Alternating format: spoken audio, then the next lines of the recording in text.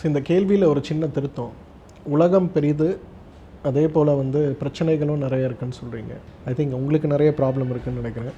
Okay, உலகம் பெரியுது, அதை விட மகிழ்ச்சியும் இங்கே நிறைய இருக்குது. This is the approach we take. இங்கே வரவங்க யாருமே வரும்போது உங்களை மாதிரி நிறைய ஒரு மனப்பான்மை, ஒரு ஹாஸ்பிட்டல் போகிறோம், தீர்க்க முடியாத நோயாக இருக்குது, ரொம்ப நாளாக கஷ்டப்பட்டுட்ருக்கேன், இந்த மாதிரி அப்ரோச்சில் தான் நிறைய பேர் வரதை பார்க்குறோம். ஆனால் அதை குணப்படுத்துறதுக்கான வழிமுறைகள் வெறும் மருந்து மட்டும் இல்லை அப்படிங்கிறது தான் எங்களோட concept.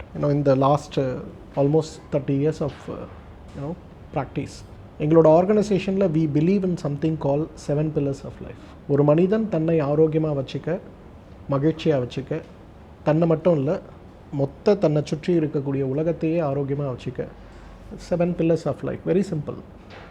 We don't focus on your problems, we focus on you. உங்களுக்கு என்ன தேவை, அதுக்கான முயற்சிகளை எடுத்து கொடுக்கறது, சொல்லி கொடுக்கறது, அதுக்கான இம்பார்ட்டன்ஸை புரிய வச்சு சொல்லி கொடுத்து அதை ப்ராக்டிஸ் பண்ணுறதுக்கு தேவையான மோட்டிவேஷன் அண்ட் எந்தூசியாசம் கொடுக்கறது.